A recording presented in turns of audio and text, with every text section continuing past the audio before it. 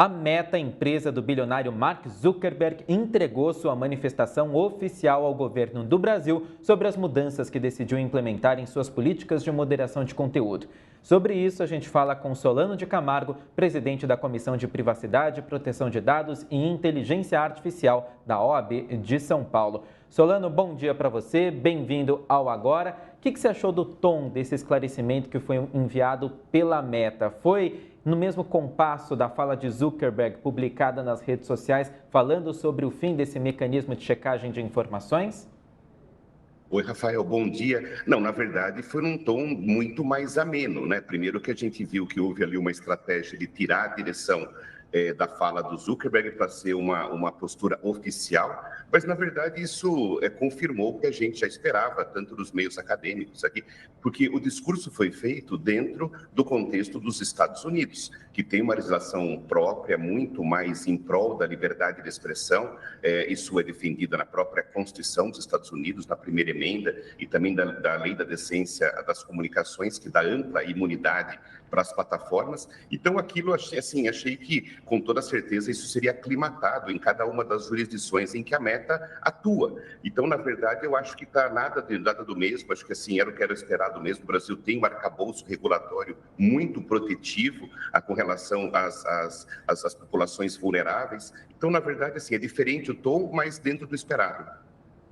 Certo. E agora, quais são os impactos dessa mudança, olhando especialmente para o nosso ambiente doméstico, para o Brasil? O que pode acontecer e considerando também a eleição de Donald Trump, alguém que a gente sabe é tão conhecido por disseminar informações falsas, não só nas redes sociais, mas também de proferi-las em discursos, em falas, em todos os ambientes possíveis e imagináveis? Aqui, Rafael, a gente precisa entender um pouquinho o contexto do que aconteceu com a Meta de 2016 para cá. Então, em 2016, naquela primeira eleição do Trump, houve uma acusação generalizada de uso das plataformas da Meta para disseminação de desinformação, de fake news, inclusive da influência de governos estrangeiros nessa disseminação.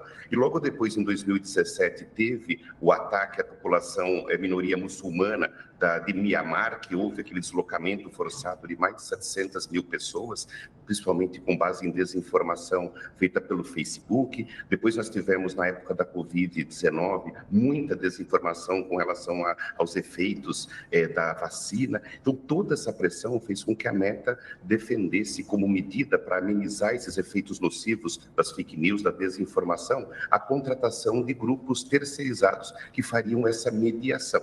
E o que aconteceu é que o Mark Zuckerberg, na terça-feira da semana passada, fez um balanço do trabalho dos últimos anos dessas equipes terceirizadas, que teriam sediadas, na maior parte delas, na Califórnia.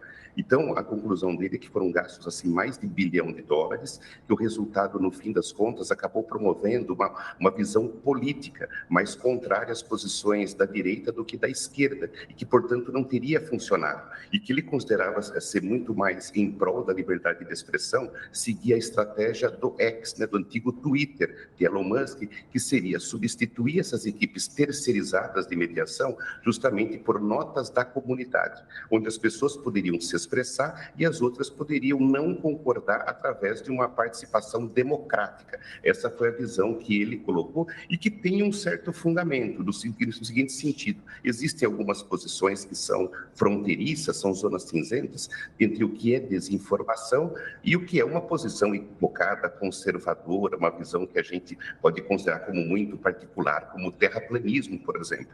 Agora, o que acontece é que cada jurisdição tem suas leis, suas normas a respeito desse tema, de forma que o Brasil tem se protegido muito a respeito disso. A gente vê cada vez mais uma atuação contra essas medidas organizadas de desinformação. Então, em princípio, eu sempre achei que houve um exagero na interpretação da fala do Zuckerberg na semana passada.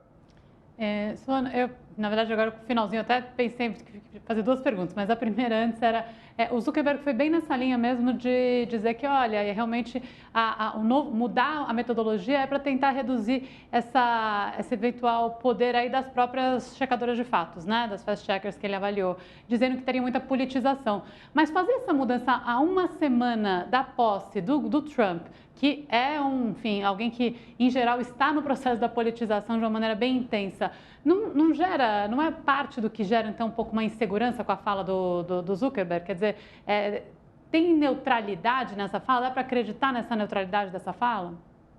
Então, nós vamos ver na prática, né? Em princípio, nós vamos ver na prática que houve uma escolha muito específica do momento de divulgar essa nova política. Para mim ficou claro, porque, na verdade, o que ele demonstrou, né, em linguagem cifrada, é que ele se alia à posição política mais conservadora do novo presidente. Então, isso ficou mais ou menos claro. O que, do ponto de vista econômico, deveria ser o papel de uma rede social mesmo, né? Ser uma rede social, ser um lugar plural. A grande dúvida é o quanto essa liberdade ela não pode vitimar grupos vulneráveis. Essa, para mim, eu acho que é a grande questão que o mundo todo está de olho.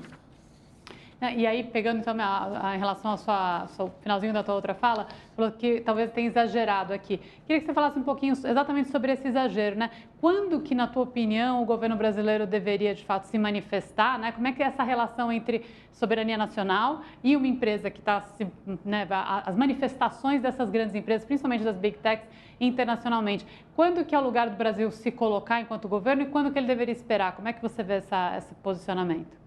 Excelente pergunta. Eu, assim, não sou jornalista, mas me parece muito claro que houve uma intenção de mudar o foco das discussões do país, que estavam muito em cima de metas de inflação, de Banco Central, e agora vamos brigar com a meta. Me pareceu que era mais isso a questão, porque de prático nós não temos nada, não tem nenhuma mudança assim ativa. O que o pessoal, na verdade, está discutindo, isso vai gerar uma onda incrível de desinformação, vai gerar uma perseguição à população LGBT, e na prática o que a gente... Assim, o que existe, né? Todas as redes sociais, e a Meta não é diferente, a Meta é acessada por metade da população do mundo, né? Somando usuários de WhatsApp, de Facebook, de Instagram e do Threads. Então, eles têm um grupo interno de moderação de conteúdo que evita, por exemplo, a desinformação de assuntos relacionados à pedofilia, a nazismo, a situações assim de crimes de ódio, de maneira que são mais claras. O grande ponto justamente são as zonas cinzentas. Então, a gente sabe que diversas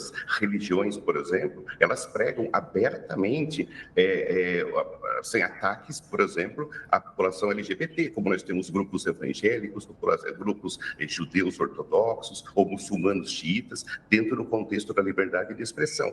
E esse tipo de manifestação que foi citado por Zuckerberg na semana passada, ele era absolutamente vetado pelos grupos de checkers, né, como você chamou, os grupos terceirizados, de qualquer manifestação nesse sentido. Na visão dele, esse tipo de assunto, como outros, como, por exemplo, até posso incluir aqui, eu vou dar um exemplo teórico que não é minha posição, mas, por exemplo, eu não concordo com urnas eletrônicas. Isso é um ato atentatório à democracia no Brasil? Interrogação. Esse é um ponto. Então, essas situações cinzentas, na visão dele, deveria ser mediada pela própria comunidade naquelas notas, deveria deixar a pessoa se manifestar. E isso pode representar uma situação favorável à liberdade de expressão, mas pode ser muito desfavorável.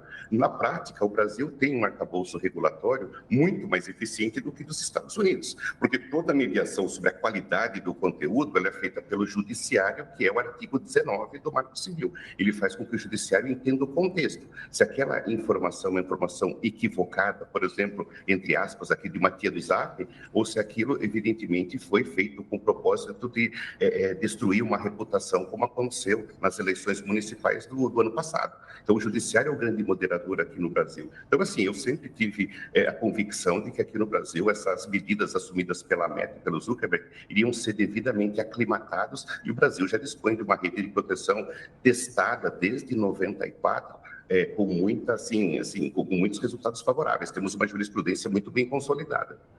Maravilha, este foi Solano de Camargo, presidente da Comissão de Privacidade, Proteção de Dados e Inteligência Artificial da OAB de São Paulo. Muito obrigado mais uma vez, até a próxima. Até a próxima, Rafael. Obrigado. Tchau, tchau.